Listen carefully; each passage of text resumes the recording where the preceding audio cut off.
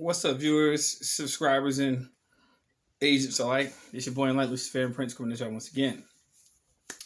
This segment on this video, or I should say in this video, is going to briefly explain something. I know that majority of my subscribers who drive or who actually deal with, traffic issues with local municipalities and so forth and so on, state, local government, don't matter, have to realize to come to a consensus of when it comes to what we call traffic tickets. Now, I know that this is the bane of existence for a lot of people who have a functional, driver's license, whatever the case may be. Things happen. And before I proceed, I will say that this does not constitute legal advice. The sole purpose of this video is for informational and educational purposes only.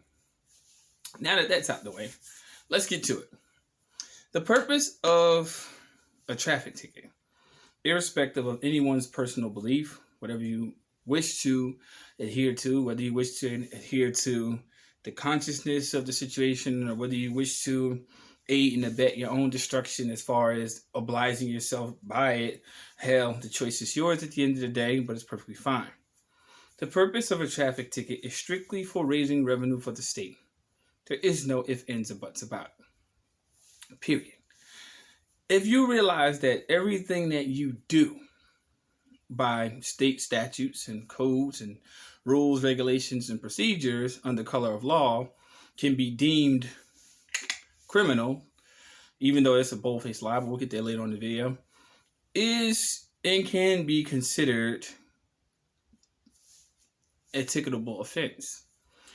Let's just say, perhaps, improper lane changes, one of the number one most common tickets that people actually obtain. But at the same token, people have to understand that, again, when you're operating a vehicle in commerce, anything is considered illegal as long as it operates under colorable jurisdiction, which is, quote unquote, color of law, admiralty, administrative law. So let's bring it back. What am I saying? These particular pieces of paper are only providing the state with the revenue it needs to generate its own personal economy. Now, here's relief in the whole situation of the matter. Most people don't even realize that most tickets, if majority of them, are not crimes. They're civil infractions. But because the majority of people who reside in the quote-unquote territorial United States corporation believes that under the auspices of coercion and duress by uniformed police officers that they particularly are obliged to pay something because they said they had to pay it, they never challenge it. First off, you didn't harm anybody, so that's civil. And anything in and of itself, you have to realize that if someone says you did something, you have to also make sure that they have significant proof. Just because you say I did something doesn't mean that I did it. You have to prove it. Now, this is where things get tricky for a lot of people. And this is where it goes a step further. What people need to start understanding in their cognizance as far as coming to the forefront of their mind is that anyone that issues you a ticket, I don't care if it's even a private entity, it doesn't matter. They have to particularly provide themselves, first off, with proper identification. Secondly, they have to also provide proper proofs or even recorded evidence, whatever the case may be, that you actually did such. And third, most traffic stops actually have the recording start after the person's pulled over. So, with this, and then fourth, this is another significant truth. Anyone that issues you a ticket does not have the ability to make a legal determination because they are not lawyers. So, with all this being said, take this into strict consideration that these people who deem themselves to be, quote unquote, law enforcement or parking enforcement, notice it's always the word enforcement, which means that there's always a force that comes with it because that's how law works. However, people, do not be dismayed. Do not be disheartened. Because the reality is, the object is to never dispute the issue outside of a recorded legal environment, i.e. court. So, yes, people, when you do have these encounters, you must go to court. But the average American person, I should say, I'm just going to say American person because everyone has these notions about what they call themselves, but it is what it is. I'm just using this for general purposes anyway. No titles involved. But the average American person pays the ticket, never contests it. But how many people actually wish to have a trial for a ticket? No, nobody. Now, most people say, well, it's time consuming or it's particularly going to burden my personal lifestyle. Let me tell you something. I would rather them spend the money than me. Now, people say, well, what if? There is no what if, because you have to realize that burden of proof is always upon the entity that said that you did something. I was just traveling in commerce. I was just minding my business. You said I did something. I didn't say I did something. I'm just here off of a special appearance, not general. So let's talk about the facts. You know what I mean? One thing that people need to understand is this. No particular ticket issuing agency, I don't care what you call it, don't care what the individual in the uniform says, they have to provide proof that you've done something and you have had to have injured somebody. Improper lane change, it's not injury. I'm just making a very simplistic statement. Now, a lot of people, like I said before, they're not going to go with they're going to go with the flow. They're just going to keep doing it. If you're going to do that, this in this video went right over your head, or it went in your ears and it came out your, pardon my language, you watch this around kids, it went out your asshole. Period. Other than that, once you challenge the actual validity of a traffic infraction, which is civil, you actually have standing in law because you're not acquiescing to the jurisdiction that said you did something. Now, here's another thing. Whenever they tell you to sign it, but make sure you reserve your rights. Once you reserve your rights on the ticket, that means particularly that you're not acquiescing to saying that you're liable for any fees, fines that are associated with it. You're just signing it. Now, you might have some, some white knuckle, so-called issuing agents who issue this paperwork to you to tell you you can't sign it like that. First off, again, let me tell you this tidbit of information one more time. They don't have the legal authority or license to tell you how to sign something. Period. Now, there's instances where they say if you don't sign this ticket, it will place you under arrest. Well, what do you place on this ticket? Under duress. That's it. It's very simple. And it's recorded. So proof is in the pudding. You know what I'm saying? Jake said, if I don't sign it, we'll go to jail. So, damned if I do and damned if I don't. But this is all recorded. So if you actually wish to contest these traffic violations in court, then they have no choice but to actually acknowledge exactly the simplistic facts in which you state. Now, this is not quote unquote anti-government, because I tell people all the time, I can't be anti-self.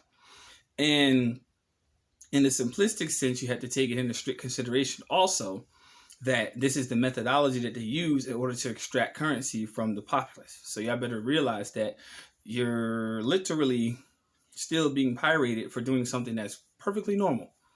I never seen a person riding a horse get a ticket, but I always seen a person behind, horsepower get one. Think about that for a second. It's all commercial.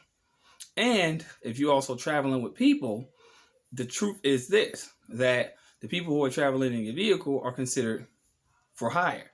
So if you place any type of emblazoned upon your vehicle, not for hire, whatever the case may be, it is what it is. But you have to actually have a business in which you're particularly moving and transporting things, but this is not for hire. So it's particularly in private conveyance. This is what I also want to say in regards to this.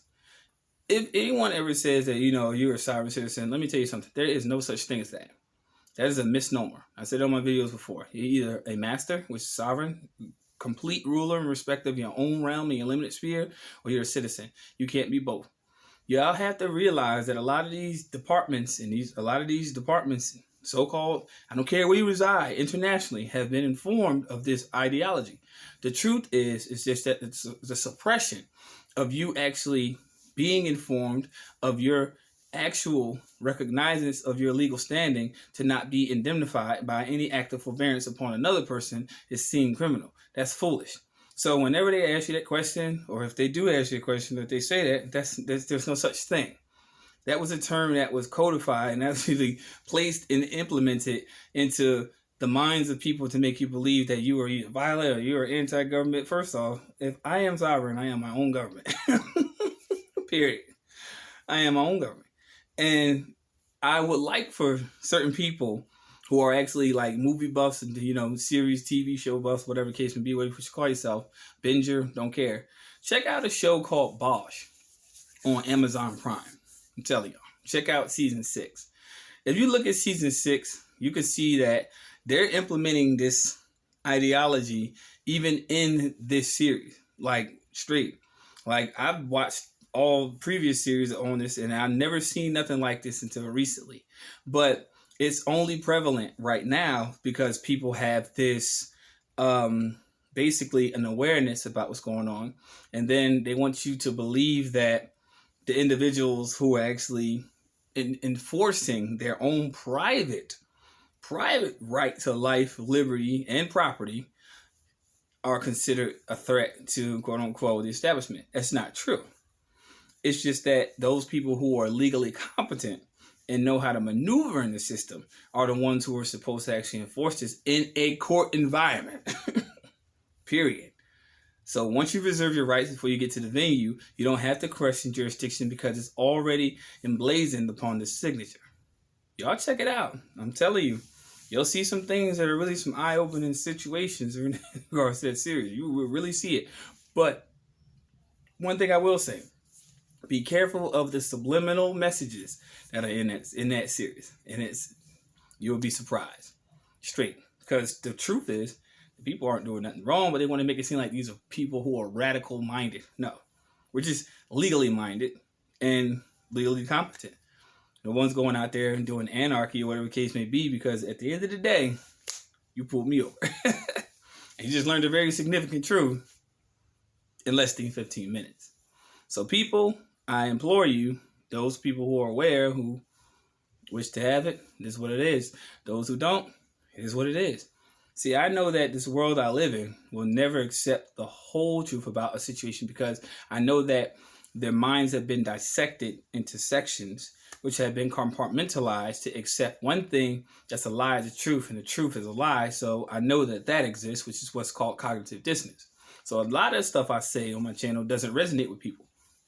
But I will say this, informing people about certain things is not illegal. And as long as you can handle your legal affairs in competency and patience and in peace, you will be fine. Trust me. And third, and lastly speaking, a lot of people are afraid of what may happen. First off, whatever plays out in your mind is only in your head and it's not in reality. That's just what you think. What you think before a situation comes about is never an absolute fact. Because I can probably assure you that a lot of things you thought that were actually bad actually turned out in your life for a good favor. And I'm going to leave this little mental note, which is what I'm going to call this fortune cookie. Straight. Keep negative people out of your life, period. Keep them out of your life at all costs and realize that in these next few months, universe willing, you're going to get ready to endure a lot of things because I'm telling you, you get caught up in that political melodrama and behind the scenes, there's a lot more going on that you even know about. We'll talk about that later on in the series. Other than that, peace, light, love to those, and fuck the agents, because guess what? Once people start coming to recognition of the truth, then you have to realize that there is no more implementations of devices that you can use against them. But I will tell you this, if I did do something wrong in life, as a grown man, I will tell you, I will accept full responsibility. But if I didn't, then I'm going to challenge it every way along the way. And that's the way you keep what we call, in legal definition, equity.